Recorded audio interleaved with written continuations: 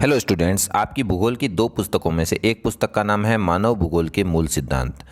उस पुस्तक के आपके अर्धवार्षिक परीक्षा में जो पाठ आएंगे वो पाठ संख्या 1, 2, 3, 5 और 6 ये पाठ आएंगे आपके अर्धवार्षिक परीक्षा में। अच्छा, जिसमें से आज जो हम आपको पाठ बताने वाले हैं, पाठ संख्या 1 मानव भूगोल प्रकृति एवं विषय। इस पाठ के महत्वपूर्ण प्रश्न जो पाठ के अंदर से बनते हैं अर्धवार्षिक परीक्षा और आपकी बोर्ड परीक्षा के लिए मैं महत्वपूर्ण हैं उनको बताऊंगा। तो आप सबसे पहले अपनी पुस्तक निकाल लीजिए और इस पुस्तक के अंदर से मैं आपको बताऊंगा ताकि आपको परेशानी नहीं रहे क्या क्या आपको याद करना है। तो ये आपका पहला पाठ आपकी पाठ्य पुस्तक में है। आप नोटबुक, पेन और पाठ्य पुस्तक निकाल के रखें। तो देखिए, इसमें आपका पहला पाठ है मानव भूगोल प्रकृति एवं विषय क्षेत्र।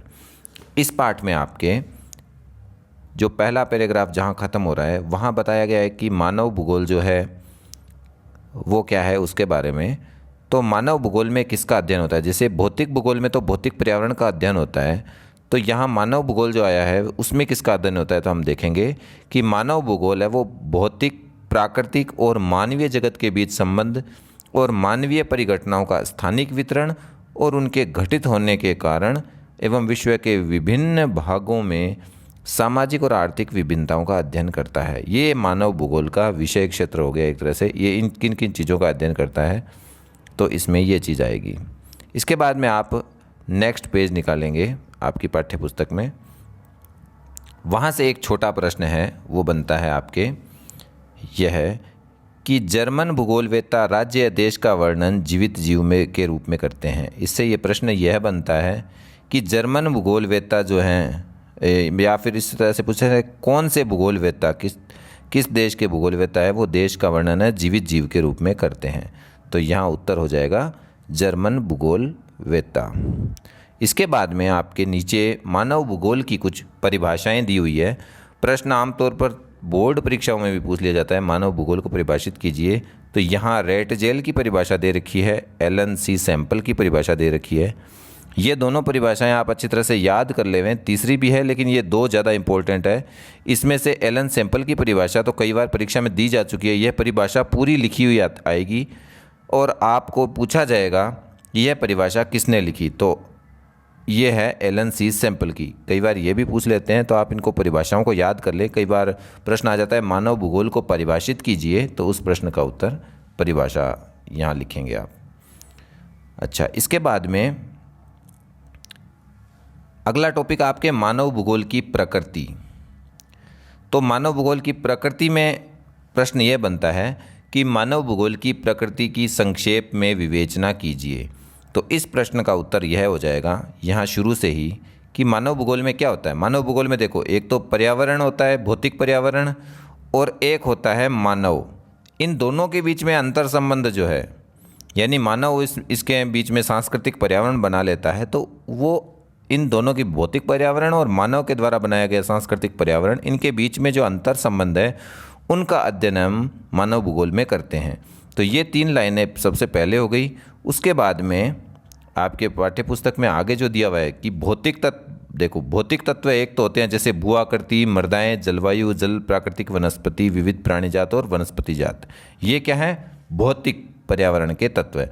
तो ये छोटा प्रश्न इस तरह से भी होता है कि भौतिक पर्यावरण के प्रमुख तत्व कौन कौन से हैं, तो उसका उत्तर हो जाएगा भौतिक पर्यावरण के तत्व हो गए भू आकृति, मृदाएँ, जलवायु, जल, प्राकृतिक वनस्पति, विविध प्राणी जात और वनस्पति जात। तो ये भौतिक पर्यावरण के प्रमुख तत्व हो गए। अगर पूछे सांस्कृतिक पर्यावरण के प्रमुख तत्व कौन से हैं, तो सांस्कृतिक पर्यावरण के तत्व हैं गांव, नगर, सड़कें, रेलों का जाल, उद्योग, खेल, पतन, दैनिक उपभोग में ली जाने वाली वस्तुएं, भौतिक प्रकृति के अन्य सभी तत्व हैं। ये सभी क्या हैं? ये जो बताए हैं अभी, ये है सांस्कृतिक तत्व है। तो भौतिक तत्व और सांस्कृतिक तत्व, इनके बीच में जो संबंध जो होता है वो हम इसमें मानव भूगोल की प्रकृति में पढ़ते हैं। तो ये एक प्रश्न इस तरह से छोटा सा। अच्छा, मैं लगभग सभी प्रश्न आपके कवर करवा दूंगा, इसमें से जितने लगभग प्रश्न बन सकते हैं। इसके बाद में अगला प्रश्न बनता है मानव का प्राकृतिकरण क्या है। अच्छा, एक प्रश्न ये भी बनता है प्रकृति का मानवीयकरण क्या है। ये दोनों अलग अलग चीज़ें हैं। देखो, ये मानव का प्राकृतिकरण अलग है और प्रकृति का मानवीकरण अलग है। तो पहले किसको पढ़ेंगे? पहले हम पढ़ेंगे मानव का प्राकृतिकरण क्या है। तो देखिए इस पुस्तक में ही आप देखिएगा मानव का प्राकृतिकरण क्या है। तो इसमें हम देखेंगे कि प्राकृतिक पर्यावरण जो है उससे अन्योन्य क्रिया की, प्राकृतिक पर्यावरण से अन्योन्य क्रिया की आरंभिक अवस्थाओं में मानव इससे अत्यधिक प्रभावित हुआ था। यानी प्रकृति के द्वारा मानव शुरुआत में ज़्यादा प्रभावित हुआ और उसने प्रकृति के आदेशों को माना और उसके अनुरूप अपने आप को ढाल लिया। यानी प्रकृति जो भी काम करती थी उनके प्रकृति के आदेश के अनुसार ही मानव चलता था। क्यों, इसके पीछे कारण क्या था? क्योंकि उसके पास उन्नत तकनीकी नहीं थी, तो प्रौद्योगिकी का स्तर जो है वो निम्न था उस समय, क्योंकि वो आदिम अवस्था थी मानव की सामाजिक विकास की। तो इस कारण से मानव है वो प्रकृति को सुनता था, उसकी पूजा करता था और प्रकृति से डरता भी था। तो यहाँ जो अवधारणा आती है हमारे सामने, वो अवधारणा है पर्यावरणीय निश्चयवाद। तो ये भी एक प्रश्न बनता है कि पर्यावरणीय निश्चयवाद क्या है। तो यही पर्यावरणीय निश्चयवाद है कि जिसमें प्रौद्योगिक विकास की एक ऐसी अवस्था जिसमें मानव जो है वो प्रकृति से डरता है, उसकी सुनता है, उसकी प्रचंडता से भयभीत होता है और प्रकृति की पूजा करता है। तो ये एक अवस्था है वो पर्यावरणीय निश्चयवाद कहलाती है। और यही अवस्था जो है, इसी अवस्था को एक तरह से हम कह देंगे, जो ऊपर लिखा हुआ है ना, ये मानव का प्राकृतिकरण, ये मानव का प्राकृतिकरण जो लिखा हुआ है यही है पर्यावरणीय निश्चयवाद जो है। यही एक तरह से, जैसा कि आप अगले पेज में भी देख सकते हो, अगले पेज में यहाँ एक कहानी दी हुई है मानव का प्राकृतिकरण की, उसके नीचे जो दिया हुआ है उसमें पूरा सार अच्छी तरह से बता रखा है कि हम अनुभव इसमें यह करते हैं कि प्रकृति एक शक्तिशाली, बल, पूज्य, सत्कार योग्य और संरक्षित है और सतत पोषण हेतु मनुष्य इन प्रकृति पर निर्भर करता है। यानी प्रकृति बहुत शक्तिशाली है और मानव उस प्रकृति पर पूर्ण रूप से है वो निर्भर है। तो मानव की निर्भरता दी हुई है। और यहाँ एक ये भी बात लिखी हुई है कि भौतिक पर्यावरण माता प्रकृति का रूप धारण करता है। तो ये क्या है? ये जो लाइनें अभी आपको बताई, ये सारी लाइनें हैं मानव का प्राकृतिकरण। यानी पिछले पृष्ठ में हमने देखा वो और ये दोनों, पिछले पृष्ठ में ये जो शुरुआत, ये जो लाइनें थी ये, और इस पृष्ठ में जो ये लाइनें आ रही है, नीचे की दो लाइनें यहाँ से आपको बताया प्रकृति शब्द से, और यहाँ ऊपर की तरफ जो ये लिखा हुआ है माता प्रकृति का रूप धारण करता है, ये सब है वो मानव का प्राकृतिकरण के बारे में है। तो ये प्रश्न यही बनता है कि मानव का प्राकृतिकरण क्या है, उसको समझाइए लघुतरात्मक प्रश्न के रूप में। तो इसका उत्तर ये पूरा हो गया। इसके अलावा पर्यावरणीय निश्चयवाद के बारे में भी आपको बताया था कि पर्यावरणीय निश्चयवाद भी पूछा जा सकता है, वो भी, उसका उत्तर भी यहाँ इसमें आ गया। छोटा एक प्रश्न यहाँ यह भी बनता है कि माता जो प्रकृति है, माता प्रकृति यहाँ लिख रखा है, तो कौन सा, किस तत्व को माता प्रकृति कहा जाता है? तो वो है भौतिक पर्यावरण। भौतिक पर्यावरण को माता प्रकृति कहा जाता है। इसके बाद में आता है निचला पैराग्राफ। निचले पैराग्राफ में जो बताया गया है वो है प्रकृति का मानवीयकरण को। जैसे दूसरा वो तो था मानव का प्राकृतिकरण, यह है प्रकृति का मानवीयकरण। ये क्या चीज़ है? तो इसमें ऊपर दिया हुआ है, इस पैराग्राफ में जो लाइनें दी हुई है वो लिखी हुई है संभववाद की। यानी संभववाद जो है वो है प्रकृति का मानवीयकरण। अब इसमें क्या होता है, जैसे समय बीतता गया तो समय के साथ में लोग अपने को पर्यावरण और प्राकृतिक बल, मानव अपने आप को समझने लगता है। और जैसे जैसे मानव अपनी संस्कृति का विकास करने लगता है, मानव अपना सांस्कृतिक विकास करने लगता है, तो उसके कारण धीरे धीरे तकनीकी विकास होता है और मानव पर्यावरण के जितने भी संसाधन हैं उनका उपयोग करना सीखने लग जाता है और उनसे संभावनाएं जन्म लेती है। और मानवीय क्रियाएं जितनी भी होती है वो सांस्कृतिक भूदृश्य का निर्माण करती है। यानी कि जैसे हम खेत देखते हैं, फलोद्यान मैदान देखते हैं, सड़कें देखते हैं, ये सभी सांस्कृतिक भूदृश्य कहलाते हैं।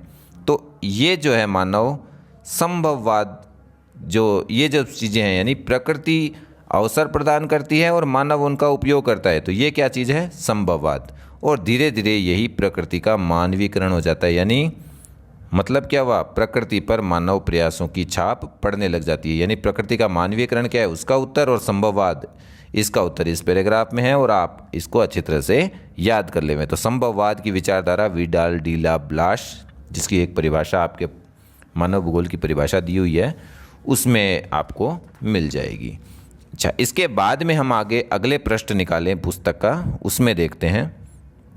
उसमें एक नई और विचारधारा, तीसरी विचारधारा इस प्रश्न में यहाँ ऊपर की तरफ दी हुई है। ये इसमें आपकी एक और विचारधारा जो है वो है ग्रिफिथ टेलर के द्वारा दी गई। तो अच्छा, एक छोटा प्रश्न बोर्ड परीक्षा में भी पहले के सालों में पूछा गया है कि रुको और जाओ निश्चयवाद की विचारधारा किसने दी, या नव निश्चयवाद की विचारधारा के प्रवर्तक कौन थे। इस प्रश्न का उत्तर हो जाता है ग्रिफिथ टेलर। तो इसका उत्तर आप लिखेंगे ग्रिफिथ टेलर।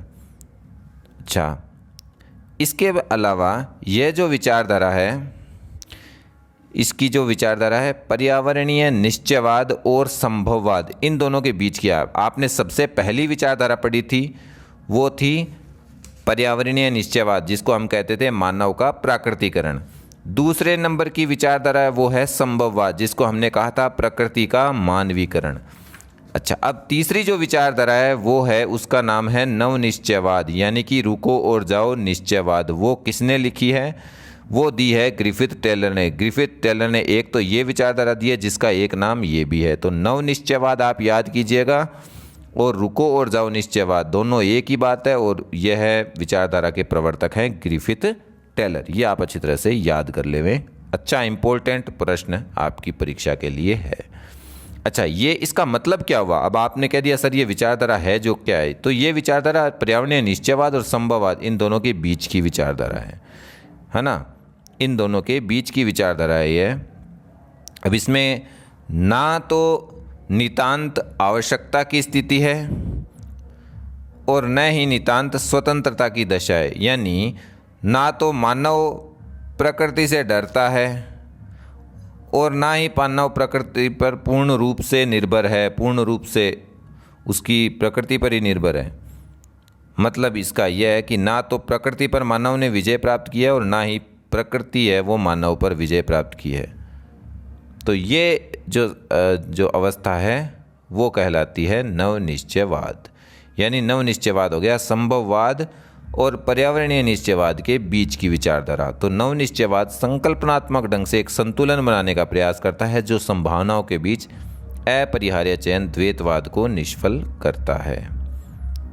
अच्छा, ये जो प्रश्न मैं आपको बता रहा हूँ, इंपॉर्टेंट लाइनें अंडरलाइन कर करके, ये आप अपनी पुस्तक में भी अंडरलाइन कर लें तथा इनको याद भी करते रहें। वीडियो के अंत में मैं आपको जो पूरा पाठ पढ़ाऊँगा तो उसके प्रश्नोत्तर, कुछ एक प्रश्न महत्वपूर्ण प्रश्न पूछूंगा, उसका जवाब आप कमेंट बॉक्स में ज़रूर देवें। देखते हैं विद्यार्थी कितना अच्छी तरह से पढ़ रहे हैं। इसके बाद में अगला टॉपिक आ रहा है समय के गलियारों से मानव भूगोल। तो इसमें कोई बहुत ज़्यादा महत्वपूर्ण प्रश्न नहीं बनता है, लेकिन समय के साथ में क्या क्या परिवर्तन हुए उसमें अगर आपको पूछा जाए तो ये आपको पता ही है। इसके ऊपर के पैराग्राफ में यहाँ लिखा हुआ है भी, पुराने समय में तो मानव है वो बाहर नहीं निकलता था, लेकिन बाद के समय में जैसे जैसे खोज यात्राएं हुई, नौ संचालन की कुशलताएं आई, तो उसके बाद में धीरे धीरे यूरोप में अन्वेषण हुए, तो इसके बारे में जानकारी है, मानव भूगोल से संबंधित जानकारी लोगों की बढ़ी। अच्छा, इसके बाद में इस तरह से आपके पुस्तक में ब्रैकेट बना रखे हैं। इसमें आपको जो बॉक्स में क्या बना रखा है उससे भी एक छोटा प्रश्न बनता है। बॉक्स का पहला बिंदु जो है वो है मानव भूगोल की कल्याणपरक अथवा मानवतावादी विचारधारा। तो ये जो टॉपिक है कि मानव भूगोल की कल्याणपरक मानवतावादी विचारधारा का संबंध किससे है, इस प्रश्न का उत्तर होगा मानव भूगोल की कल्याणपरक मानवतावादी विचारधारा का संबंध मुख्यतः लोगों के सामाजिक कल्याण के विभिन्न पक्षों से है। यानी कौन कौन से सामाजिक कल्याण के पक्ष है? आवासन, स्वास्थ्य और शिक्षा। तो ये छोटा प्रश्न परीक्षा में पूछ सकते हैं इस तरह से। अच्छा, इसके अलावा आमूलवादी विचारधारा के बारे में कहते हैं प्रश्न, इसके बारे में यह बनता है कि मानव भूगोल की आमूलवादी जो विचारधारा है, यानी कि रेडिकल विचारधारा है, उसमें किस सिद्धांत का प्रयोग किया गया है? तो कार्ल मार्क्स के सिद्धांत का उपयोग है वो किया गया है। वो किस लिए किया गया है? निर्धनता के कारण बंधन और सामाजिक असमानता की व्याख्या के लिए। तो ये ध्यान रखें कि मार्क्स के सिद्धांत का उपयोग है वो आमूलवादी यानी कि रेडिकल विचारधारा है।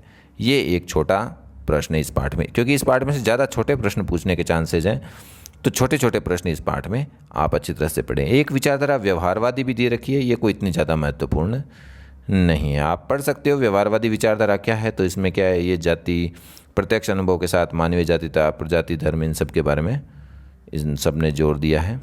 अच्छा, इसके बाद में मानव भूगोल के क्षेत्र और उपक्षेत्र, ये टॉपिक है। आप अगले पेज पर आवें। अगले पेज में आपके एक तालिका दी हुई है, इस तालिका में से छोटा प्रश्न पूछा जा सकता है। अच्छा, इस तालिका में से किस प्रकार के प्रश्न हो सकते हैं, उनमें या तो पूछा जा सकता है ये जो अवस्थाएं हैं विभिन्न प्रकार की, जैसे उत्तर आधुनिकवाद, जैसे नीचे नीचे दे रखा है भूगोल में उत्तर आधुनिकवाद, तो प्रश्न इसका ये बनता है भूगोल में उत्तर आधुनिकवाद की का प्रारंभ है वो किस दशक में है, तो वो है 1990 के दशक में। इस तरह के इसमें से प्रश्न पूछे जा सकते हैं, जैसे कि ऊपर और दे रखे हैं, जैसे 70 के दशक से संबंधित है, उसमें 3 नई विचारधाराओं का जन्म हुआ था, कौन कौन सी थी, तो मानवतावादी, आमूलवादी यानी रेडिकल और व्यवहारवादी, ये भी आप पुस्तक में देख सकते हो। तो ये कब हुआ इनका जन्म है, तो इन विचारधाराओं का जन्म हुआ था 1970 के दशक में, नई 3 विचारधाराएं जो थी, है ना। और इनका क्यों, कब, किस कारण से हुआ था, तो मात्रात्मक क्रांति से उत्पन्न असंतुष्टि के कारण इन विचारधाराओं का उदय हुआ था। अच्छा, इसके अलावा इस प्रकार के ये प्रश्न उपागम से संबंधित भी पूछा जा सकता है, कौन सा मानव भूगोल का उपागम है वो नहीं है, तो ये कुछ टॉपिक दे दिए, इनमें से एक अपने मन से दे दिया, तो ये सभी क्या उपागम है। इस सारणी में आप देखोगे तालिका में उपागम कौन कौन से, एक तो अन्वेषण विवरण है, एक प्रादेशिक विश्लेषण है, क्षेत्रीय विभेदन है, स्थानिक संगठन है। तो ये एक प्रश्न में जाता है आपके पाठ्यपुस्तक में, पाठ्यपुस्तक के अंत में जो प्रश्न दिए हुए हैं उनमें भी एक प्रश्न, चौथा प्रश्न है कि कौन सा इनमें से मानव भूगोल का उपागम नहीं है, तो इस तरह का प्रश्न भी इसमें बन सकता है। या इस तरह से पूछ सकते हैं आरंभिक उपनिवेश युग में कौन सा मानव भूगोल का उपागम था, तो वो था अन्वेषण और विवरण। उत्तर उपनिवेश युग में प्रादेशिक विश्लेषण। तो इस तरह के छोटे छोटे प्रश्न हैं वो इनसे संबंधित सारणी से भी बन सकते हैं। अच्छा, इसके अलावा अगला पेज आता है, उसमें देखते हैं, नेक्स्ट पेज है आपका, उसमें आपको बता रखा है मानव भूगोल और सामाजिक विज्ञानों से सहयोगी अनुशासन। तो इसमें आपको मिलान से संबंधित प्रश्न पूछा जा सकता है ना। तो ये जो है इसमें आपको पूछ सकते हैं ए स्तंभ को ब स्तंभ से मिलान कीजिए, तो इसमें स्तंभ ए में उपक्षेत्र दे देंगे और ब में अंतरा पृष्ठ जो है वो दे देंगे, है ना। तो उसमें मिलान करना होगा, जैसे आपको दे दिया ऐतिहासिक भूगोल, ये सारे इधर दे दिए, इधर ये दे दिए, इनमें मिलान करना होगा आपस में। तो आपको क्या है, ये इनका क्रम चेंज कर देंगे, इनको ऊपर नीचे कर देंगे और इनके साथ में मिलान करना होगा। तो आपको मिलान करना है, ऐतिहासिक भूगोल है वो इतिहास के साथ अंतरा पृष्ठ है, चिकित्सा भूगोल है वो महामारी विज्ञान के साथ। तो इनमें से जो प्रमुख जो हैं 2-4 आप, जैसे ऐतिहासिक भूगोल है, ये व्यवहारवादी भूगोल है ना, ये कुछ सांस्कृतिक भूगोल है, 2-3 महत्वपूर्ण है, वो इनको थोड़ा अच्छी तरह से देख लें। अच्छा, इसके अलावा इससे प्रश्न ये बनता है मानव भूगोल के क्षेत्र कौन से हैं और उपक्षेत्र कौन से हैं। तो क्षेत्र तो ये नीचे ये दिए हुए हैं सारणी में, आपके पूरा नीचे तक तालिका पूरी देखें। अच्छा, इसमें ये भी पूछा जा सकता है कि राजनीतिक जो भूगोल है इसमें उसकी 2 शाखाओं के नाम बताइए। तो राजनीतिक भूगोल की 2 उपक्षेत्र या शाखाएं हैं, वो है निर्वाचन भूगोल और सैन्य भूगोल। तो इस तरह का भी प्रश्न पूछा जा सकता है। या इस तरह से पूछ सकते हैं कि जनसंख्या भूगोल जो है उसका संबंध किस सामाजिक विज्ञान से है, तो उसका है संबंध है जनांकीकी से। तो ये प्रश्न जो है इस तरह से छोटे छोटे प्रश्न इस पाठ से बन रहे हैं। तो पाठ्य पुस्तक के अंत में जो प्रश्न दिए हुए हैं उनके उत्तर मैं बता देता हूँ एक एक करके जल्दी जल्दी। तो पहला प्रश्न है, उसका उत्तर होगा घ, प्रौद्योगिकी के विकास के फलस्वरूप आधुनिक समय में प्रासंगिक नहीं। दूसरा प्रश्न जो है, निम्नलिखित में कौन सा भौगोलिक सूचना का एक स्रोत नहीं है, तो इसका उत्तर आप लिखेंगे ग, चंद्रमा से चट्टानी पदार्थों के नमूने। अगला प्रश्न है, कौन सा एक जो है पर्यावरण के बीच अन्योन्य कारक का प्रमुख कारक महत्वपूर्ण कारक है, तो वो है प्रौद्योगिकी। अच्छा, मानव भूगोल का उपागमन नहीं है, ये मैंने आपको बताया था, इसमें आप लिखेंगे मात्रात्मक क्रांति। इसके बाद में जो नीचे प्रश्न है, मानव भूगोल को परिभाषित कीजिए, ये मैंने आपको बता दिया। उपक्षेत्र भी आपको बता दिया।